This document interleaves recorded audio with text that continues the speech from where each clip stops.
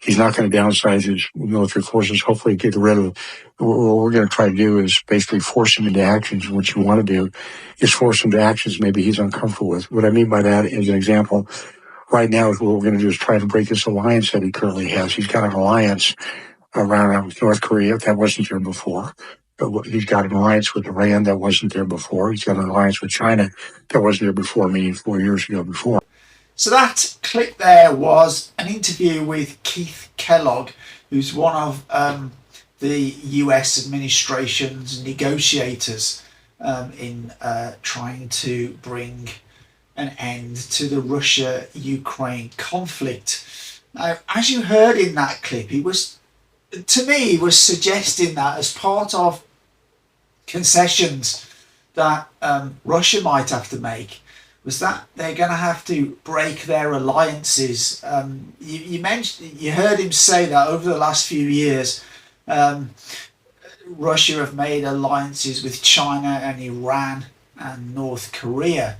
And I'm going to particularly talk about the alliance with China now. And the reason I'm going to do that is because I don't know that much about the alliance Russia have with North Korea and Iran. But I do know a bit about the alliance that Russia has with China. Now, actually, this alliance, it's more of a strategic partnership. And this really started after the end of the Soviet Union, and in 2021 this was reaffirmed for another 5 years actually, but we've seen since then this partnership has become very, very strong. And President Xi Jinping has visited Russia numerous times, and Russia's Vladimir Putin has visited China many times. And you can see when they greet each other, they're very friendly. In fact, some of the friendliest gestures between world leaders you see. Now, if you look at the three major powers in the world, you have China, you have Russia, and you have the USA. So it only makes sense for as up until the Trump administration, it seems to be all changing now. It's moving very much to a multipolar world. But in the era of the unipolar world, it made sense for Russia and China to have this partnership, basically to counter America. And I think that's what they did. They're both members of the BRICS organization, which actually on a thing, Trump seems to think that the BRICS organisation is nothing. He thinks it's falling apart, but I think he's very wrong there. I think the BRICS organisation is very, very strong, and there's many more members wish to join. We've just recently had Indonesia join. But getting back to this strategic partnership between Russia and China, this really started to take off, especially when the US and Europe and Japan and Australia put these sanctions on Russia. Basically, they cut it off from Russia. Many of those European countries and American countries stopped doing business with Russia. They stopped their aeroplanes flying over Russian airspace, etc., where China's airlines still fly over Russian airspace, for example. So actually this gives them a big advantage in the serving the European market, because by flying over Russia, the distance is much shorter and hence they can be more competitively priced. But it's not only that. When a lot of these American and European businesses got out of Russia, a lot of that gap was filled by China. As you're probably aware, China are the largest manufacturer in the world, and so a lot of the goods that Russia couldn't get, China filled that gap. And in return, China buys a lot of its oil and gas from Russia.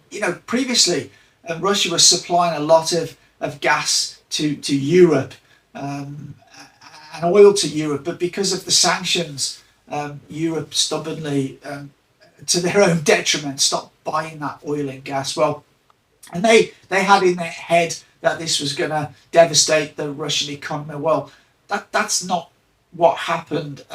Russia started selling its oil, more oil to China, more oil to India, of which now the EU imports back from India at a premium. Stupid, foolish EU politicians. But China have a pipeline called the Power of Siberia. And I think, a lot of gas comes through that, but as well, they're about to sign, they're getting very close to signing an agreement for Power of Siberia 2. They're just deciding on the routing of that pipeline. Now, on top of that, they've also opened a new grain corridor. So a lot of people seem to think that Russia are the junior partner here, but I don't see that. I was at a recent car exhibition, and there was many Russians, car dealers there looking at importing Chinese cars. China have become massive now in the electric vehicle industry, and a lot of those cars, both the EVs and the traditional fossil fuel cars, are being sold into the Russian market, as are many other goods. Now, obviously, Europe don't like this because they think a lot of these goods are dual use.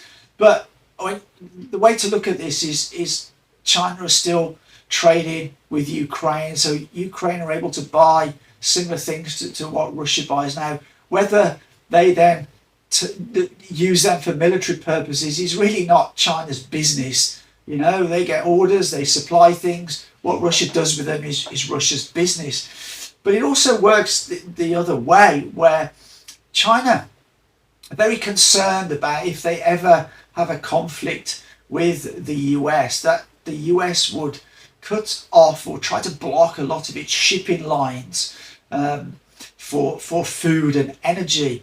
So this makes sense because they border Russia. So this is very strategically smart for China to deal with Russia.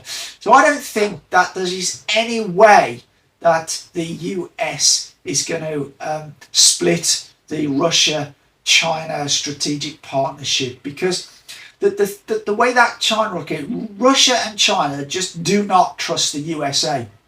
And the USA has this, 4-year presidential cycle. So what would be the sense in Russia burning its bridges with China to move towards America for in 3 or 4 years' time for everything to change again? I think in my mind, I see that the politicians of Russia and China are far more grown up and strategic than American and European politicians.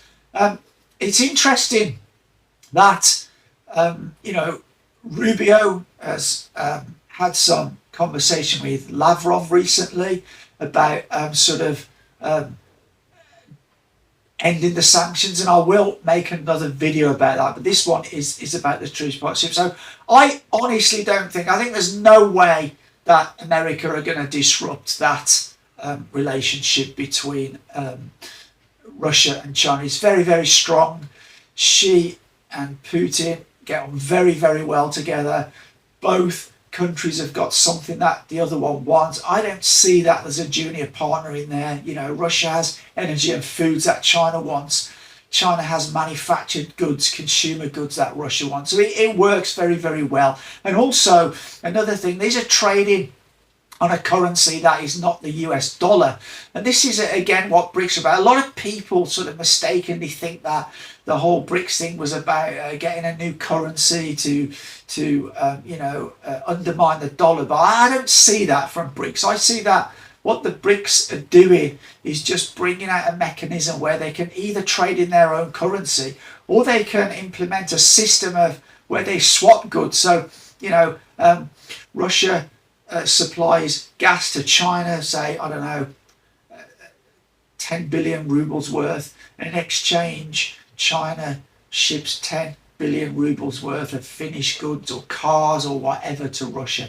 Anyway, that's my thought on it. I think I'm absolutely on the money with this. That this strategic partnership will not be broken by the US. And I think if the US do try to push this as a condition for bringing peace to the Ukraine-Russia conflict, that I think that Russia will tell the USA on your bike. Anyway, let me know what you think in the comments.